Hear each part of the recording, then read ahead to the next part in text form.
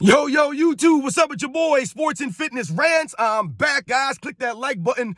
Subscribe to my channel. What's up, y'all? Welcome back, guys. Welcome back. Got another great video for you guys today. As usual, you guys know the deal on this channel. It's all about the facts on this channel, right? It's all about putting some respect on Michael Jordan, putting some respect on the 80s and the 90s, stopping the lies, stopping the narratives. That's what this has always been about. That's been my MO from day one with this stuff. And y'all know the deal, man. And in this video, we're going to continue to do the same thing. And we're going to talk about how LeBron James lacks humility. That's right, this man has never been humbled, and he is not humble. And I've talked about this kinds of stuff on this channel, and we're just going to talk about a few instances in comparison to a Michael Jordan who has been humbled in his career and has shown humility and shows that he is a humble player, right? We're going to talk about these things in this video. And I want to thank you guys, man. Everybody across the world, everybody across the states, man. Shout out to everybody. Much respect to all you guys, man. I am truly humbled. You guys know how I feel about all the support, man. Like I told you guys, anybody that has donated to my channel monetarily, you guys know how I feel about money and what it means to a lot of people in this world, man. Right? How a lot of people struggle to make ends meet. I live check to check, man, like a lot of people, man. So much respect to anybody who has donated to my channel. Like I told you, don't give us a penny, man. Much respect to you guys, man. Thank you. Everybody in the membership, man. Shout out to all you guys, man. For real. I am truly humble, man. And we're going to continue to do this, man. You guys know what to do, man. Turn the volume all the way up. Hit that play button. Remember, these videos are for educational purposes, man. They've always been for educational purposes. They've always been for that benefit, for the benefit of the people, man. Straight up. And let's roll. So, yes, guys, man, on this channel, we always do this in comparison to Michael Jordan, right? That's what we do here. They want to compare LeBron James to Michael Jordan, then we're going to compare LeBron James to Michael Jordan. We're going to go all the way with this. That's how we're doing it. And when we compare LeBron James to Michael Jordan, I've told you he comes up short. It's not even a comparison. There is no comparison, right? And I've talked to you about how many other all-time greats who I believe are still ahead of LeBron James in the all-time rankings. And once again, this takes away nothing from LeBron James. He's still an all-time great. But when people try to knock me for not having him in my top 10, you have lost your minds, all right? Because there are many, many good reasons why I've told you that I will never put LeBron James in my top 10 of all time because he is not worthy of that title. To represent the NBA's history, to be a representative, the 10 greatest players, that's a big deal for someone like me. We're talking about the 10 greatest ever. There has to be something that you earn. You have to be worthy for that title, right? And I've talked to you guys about LeBron James, his lack of respect, his lack of love of the game. He ain't got no heart, right? We've talked about these kinds of things. The integrity, right? He lacks respect, right? I told you I don't respect him. And he's asking us for the respect. I want my damn respect. He wants it. But you have to earn it, right? And part of the problem for LeBron James, for me anyways, is that he lacks humility. He has not been a humble superstar by any stretch. Now, are all superstars humble 100%? No, absolutely not. These guys have egos and all that stuff, every single one of them. But there are other ways, or there are ways of being a humble superstar, and there are times when you should be humble, and there are ways to carry yourself with humility, to understand, right, the road that you've come, where you've come from, things of that nature. And when we think about LeBron James's career, although you would believe that he should have been humbled many, many times in his basketball career, we think about coming into the NBA and not even making the playoffs his first couple of seasons, right? You would think that would humble him and show him this is going to be a little bit harder than I thought. Maybe I have to work a little bit better. I'm not just going to come in and be guaranteed because I'm the chosen one that I'll go to the postseason, right? But no humility from that. No, because he always acted and seemed as if he was entitled to be in the playoffs, that he should be in the playoffs because he's LeBron James. That's where it's always come across. He should be successful, right? They've always asked and told us that LeBron James needs more help. The media, they're always trying to get him a trade, a new asset, right? That goes to him always having that crutch, that he should be in the playoffs. He should be a contender every year. So was he humbled by that early, career, struggle, so to speak? No, he was not. Because we think about his early career and how he would have coaches fired, right? We think about these things. Guys like Paul Silas, Mike Brown. This is what LeBron James does. This is what he did. Lacking humility and being humbled, trying to fit into a system, he would never do that. From the start, And they've always tried to make it seem as if what? LeBron James is a pass-first player. LeBron James wants to get his teammates involved. He wants everybody to have fun. That's what they would always say to us early in his career. This is how LeBron James plays the game. I love playing with LeBron James, man, right? All his high school teammates talking about him. Yeah, man, LeBron James, man, he shares the ball with us. You know, he high-fives us. He appreciates us. That's what they say. But when his NBA career started, all of that, I didn't see any of that kind of stuff. And damn sure ain't been nowhere near that since he went to Miami. Ain't been none of that humility. Right? So that's early career stuff right there. Right? Forcing your teammates to always play around you. Never trying to be in a system, getting coaches fired, teammates traded.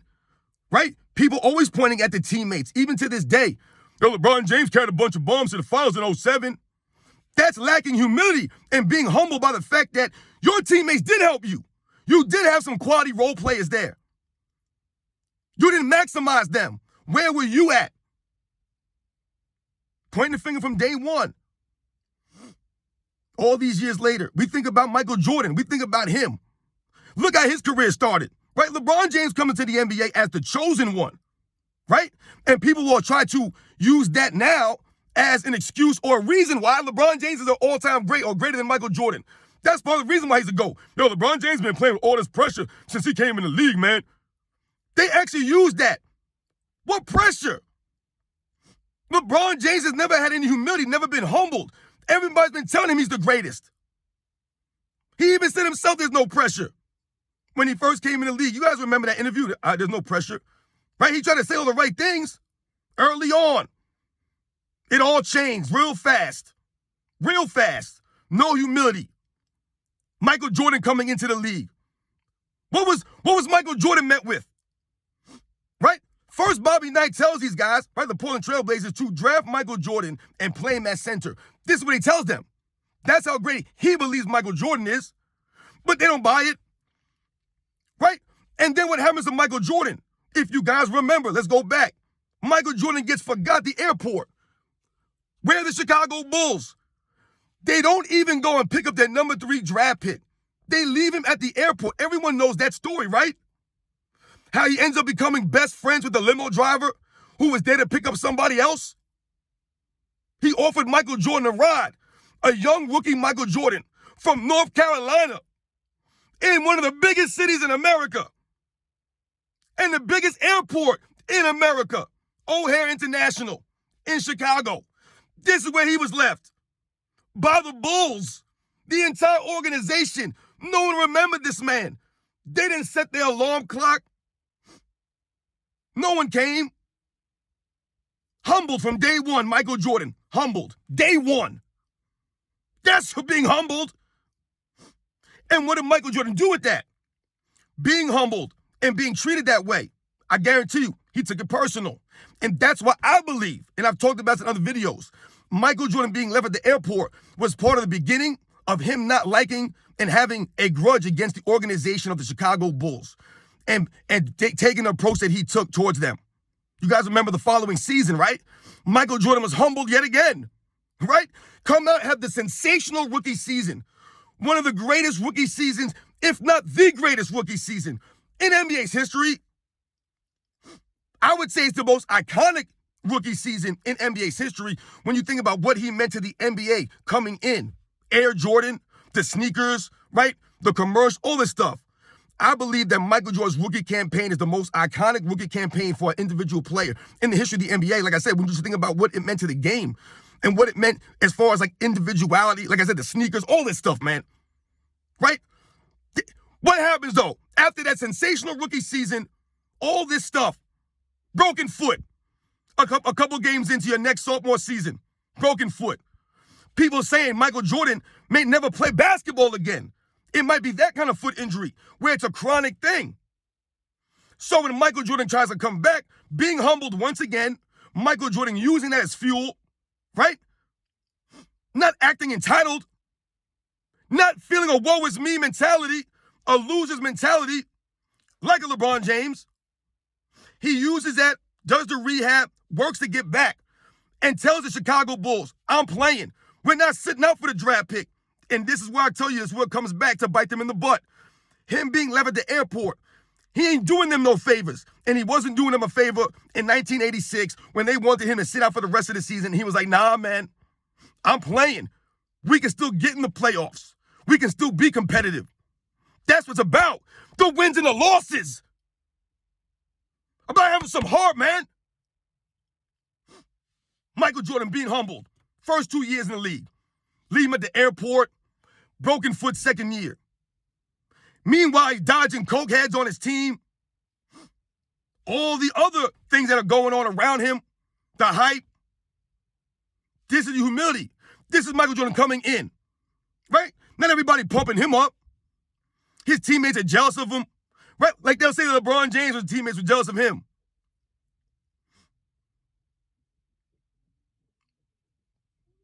Michael Jordan being humbled. You guys remember in the All-Star game? You guys remember that? Them saying it was a freeze out, right? The NBA All-Stars, the veterans, we're going to freeze out Michael Jordan, man. Right? Give him some rookie hazing, so to speak. This is Michael Jordan being humbled. LeBron James has been humbled in his career, or you would think, right? In his basketball career. We think about the losses in the playoffs against the Orlando Magic when everybody was pumping him up to go and match up against Kobe Bryant that year. He gets humbled by Dwight Howard and Hedo Turkoglu. Humbled him. Or so we would have thought. No. Not humbled. No humility still. The next year against the Boston Celtics. Right? Humbled once again. But no, he was not humbled. Right? Anybody else would have been humbled. They would have looked at themselves. Not LeBron James, though. What does he do? He projects everything out. Never inside. And what did he do? He ran away to Miami. Right? He was not humbled. He did not point the finger at himself and say, you know what? I have to get better. I'm not doing something right. This is what Michael Jordan did when you're going against the Pistons and you're being humbled year after year. Right? Slapping you in the face. Literally slapping Michael Jordan in the face. Year after year. That's called being humbled. When you go and you shake hands with these guys, every year, like I always tell you, and I highlight, Michael Jordan always shook hands. 88, 89, 90. He showed up, stayed there. That's showing humility. That's called being humbled. That was Michael Jordan. So what did he do? He took it and looked inward. And I told you, he always said, we need to get better. We got to get on their level. This is what he said. Not LeBron James. He didn't say that. You know what? We got to get better. The Cleveland Cavaliers, we got to get better. I got to do something different. I got to change something. What did the Bulls do? Michael Jordan allowed Phil Jackson to come in and be great. He was coachable. He was humbled. He showed enough humility to allow a rookie head coach, after Michael Jordan had already won an MVP, he was an established superstar, the star of the league. He allowed a rookie head coach to come in, right? Bring in a different system, take the ball out of Michael Jordan's hands, tell him we need you to, you're not going to average as many points. These are the things they were telling Michael Jordan. Michael Jordan was humble enough to realize, okay, all right, let's see how it goes. Let's give it a try. He was humble enough to do that. So when you hear the naysayers talk about, yo, Michael Jordan never won without Phil Jackson, man. No, Phil Jackson didn't win before Michael Jordan. Michael Jordan helped Phil Jackson become great by allowing him to be great, by being coachable. He didn't ask for a trade the next season when he got bounced out in the Eastern Conference Finals again. Did he say, well, Phil Jackson had his chance, man, and we lost in the same spot we did the year before with Doug Collins, so I'm out of here, man. I want a new coach or I'm out of here. He didn't do any of that nonsense. He was humbled. He always looked at himself and what he could do to help the team and to win. He wanted to win. When you want to win, then you'll be humble. LeBron James has never been about the winning. It's always been about himself. So you can't be humble then. That's literally what being humble means. Like the exact opposite of being selfish, right? And doing things all for yourself. Understanding things. being appreciative of what people have done for you, the position that you're in. It's never been that way. LeBron James lacks humility, and he's just never been a humble superstar. All these times, like we said, he could have been humbled in his career. All the loss in the finals. The man still lacks humility. He'll still tweet or X, whatever it is. He'll do it against the fans. He'll still tell us to keep that same energy, right? He lacks so much humility that he'll say that I'm activating playoff mode without even realizing that all you're doing is setting yourself for failure. They didn't even make the playoffs. That's lacking humility. Not being a humble superstar. Activating playoff mode. Who says this nonsense, man? Get out of here. You guys keep that same energy. We are going to keep that same energy. I told you. Y'all want to do it, we're going to do it all the way. And this is straight facts. This man has been probably the least humble superstar, well, maybe besides James Harden. James Harden's pretty bad. But LeBron James is bad, man. This guy lacks humility. For someone at that magnitude, James Harden's on LeBron James' level. For someone of that magnitude where people will argue he's the greatest of all time, or in that conversation, to be or to think that you're the greatest of all time, to say that openly is one thing, right? But all the things that LeBron James has done in his career, when you think about it, it speaks to a lack of humility. And like I said, even though you would think, after all the things that have happened, the man hasn't won an MVP in 12 seasons? You would think he would be humbled by that. No. Still claims he's the best player in the NBA still. Right? Never plays defense. But read his box score at the end of the game. That's lacking humility, man. We see you out there. You think you hot? Like, you think you're on camera? Or you know why? Because he knows his fans are not really watching the game. They're not watching the game. They're reading the box score. Because my goodness, man, when you watch the video footage, it's right there.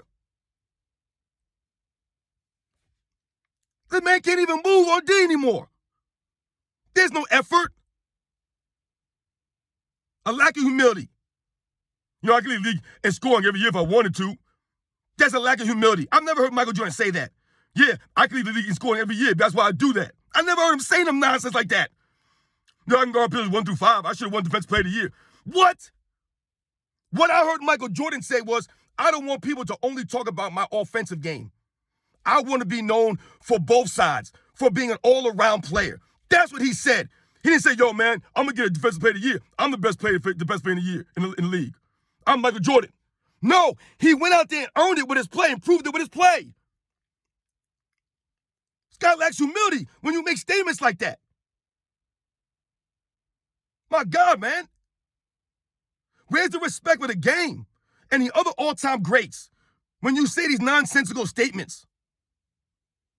And I've told you, it's rubbed off on all these guys. This whole entire era, the 2010s, was full of these kinds of guys making these statements. I told you, every time you ask these guys a question, they're on a podcast or some stupid interview somewhere, and they ask these guys, yo, I'm the greatest of my position. I'm the greatest of this. They're always the greatest. Andre Drummond saying, I'm the greatest rebounder of all time. Like, what are we talking about here, man? James Harden says he's the greatest scorer in NBA's history. Come on, man. Steph Curry, who is it, just me and Magic for the greatest of all? Like, come on, man, where's your humility? Y'all ain't that great, man.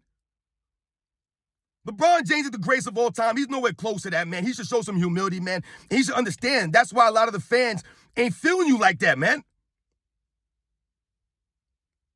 You guys know the deal, man. Like I said, there's been many instances where you would have thought he would have been humbled, where he should have been humbled in his career. Like I told you, Michael Jordan was being humbled by the Pistons, by the Celtics. He was being humbled that way. The Bulls couldn't even pick the man up. He breaks his foot. He's being humbled. Right? He internalized it. He never outward projected to other people. LeBron James from day one was doing this. They were always blaming the teammates or the coach. He didn't have a help. They blamed the organization. No one gonna play for the Cleveland Cavaliers. Nobody wanted to come to Cleveland. The organization was whack. They didn't get nobody. He had a plethora of really good players on the Cleveland Cavaliers early on. LeBron James could never fit in the system and play that kind of basketball, that brand of ball. That hurts coaches. That hurts your teammates. So, of course, you're going to say now they weren't good and blame the organization that Michael Jordan played for. They didn't even pick him up.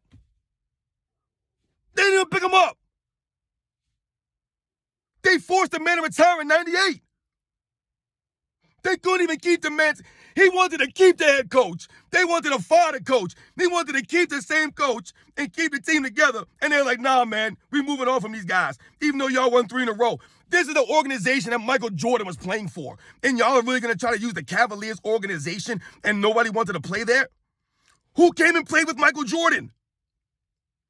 Who? Scottie Pippen was drafted there. Right? No one came. Who came? Dennis Rodman? He didn't come there. He had nowhere else to go. They asked Michael Jordan, do you want him here? Michael Jordan, once again, was humble enough to understand Dennis Rodman's role and what he could do to help them win. That's being humble enough. He could have harbored some ill regard for Dennis Rodman. Scottie Pippen did. He didn't want him on the team. He was like, no, I don't want him here.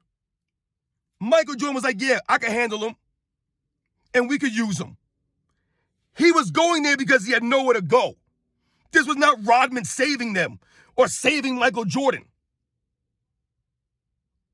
Dennis Rodman understood why he followed in line. Right? He showed you humility. Even though he did his nonsense, he held it together enough with the respect and the leadership of Michael Jordan. And like I said, Michael Jordan being humble enough to allow Dennis Rodman to come on the team instead of being like, nah, man, screw Dennis Rodman, man. That guy was dirty. Dennis Rodman was doing some dirty stuff to this guy, man. Watch the games.